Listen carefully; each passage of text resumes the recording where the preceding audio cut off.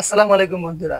সাল 6 অগস্ট 1945 জাপানের হিরোশিমা শহরে গরমের সময় চলছিল। সুন্দর দিন ছিল, নীল আকাশ ছিল, সোমবার দিন ছিল। সকাল 8:15 মানুষ মাত্র অফিস যাচ্ছিল। ছোট ছোট বাচ্চারা স্কুলে তাদের প্রথম ক্লাস শুরু করেছিল। এদিকে আকাশে একটি আমেরিকান বোয়িং B-29 বিমান মানুষেরা দেখতে পায়। সকাল 8:15 বিমান থেকে কিছু পড়ে যায়। বিমান থেকে কি পড়ে যায় সেটা মানুষ ঠিকমতো বুঝতে পারে না। জিনিসটা সেই বিমান থেকেই পড়ে।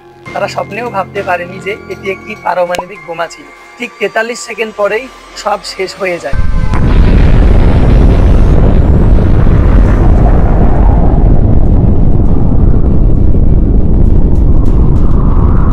শহরের হাজার হাজার মানুষ তাদের শেষ জীবনের শেষ সেকেন্ডে একটি অন্ধকার আলো দেখতে পায়। বোমা বিস্ফোরণে একটি তাৎক্ষণিক আগুনের গোলা তৈরি করে, যেন একটি সূর্য আকাশ থেকে পৃথিবীতে নেমে এসেছে। জমিনে তখন তাপমাত্রা ছিল 4000 ডিগ্রি সেলসিয়াস।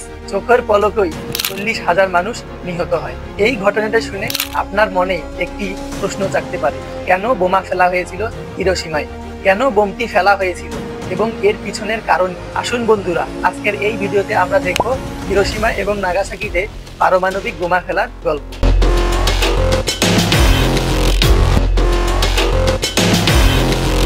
আমাদের এই গল্প শুরু হয়েছিল ঠিক দ্বিতীয় বিশ্বযুদ্ধের সময়। এই যুদ্ধ শুরু হয়েছিল 1939 সালে, যখন হিটলার পোল্যান্ডকে আক্রমণ করে। একের পর এক দেশ এই যুদ্ধে জড়িয়ে পড়ে। কিন্তু 1941 সালে জাপান পার্ল হারবার আক্রমণ করে এবং ইউএসকে এই যুদ্ধে যোগ হতে বাধ্য করে। জাপান আমেরিকাকে আক্রমণ করার ফলে আমেরিকা জাপানের প্রয়োজনীয় সামগ্রী যেমন আয়রন, কপার, স্টিল এগুলো রপ্তানি করা বন্ধ করে দেয়। মনে করেছিল যে এটি জাপানের সম্প্রসারণ পরিকল্পনাকে বাধা দেবে।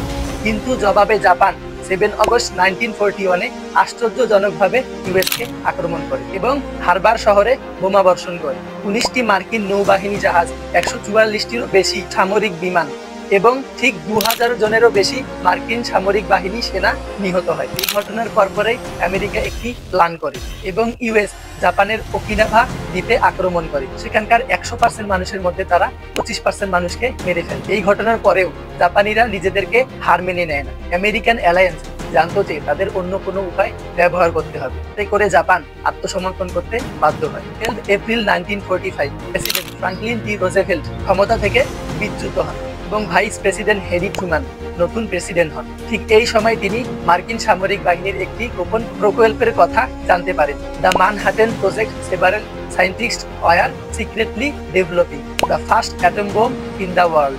16 জুলাই 1945 নিউ মেক্সিকোতে একটি বোমা বিস্ফোরণ করা হয় এবং বোমাটি পরীক্ষা করা হয়।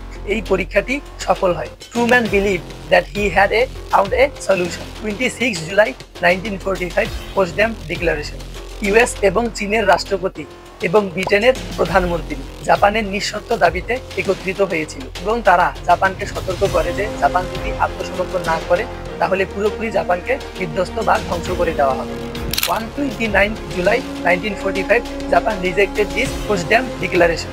6 অগস্ট 1945 বোয়িং B-29 বিমানটি জাপানের হিরোশিমা শহরের উপরে উড়েছিল। বিমানটিতে রাখা ছিল লিটল বয় নামে একটি অ্যাটমিক বোম। সকাল 8:15 হিরোশিমায় বোমটি ফেলা হয়।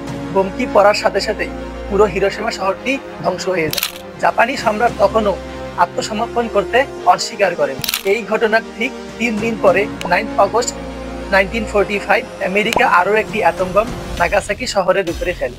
ঠিক সকাল 11টায় এই বোমটি ফেলা হয় এবং এই বোমটির নাম ছিল ফ্যাটম্যান। বোমটি ফেলার সঙ্গে সঙ্গেই 40,000 মানুষ নিহত হয়। ঠিক এই দুটি বোমা হামলায় কমপক্ষে 2 লাখেরও বেশি মানুষ নিহত হয়। এরপর অবশেষে জাপানের সুপ্রিম কাউন্সিল বৈঠক করে এবং তারা আত্মসমর্পণ করার সিদ্ধান্ত নেয়।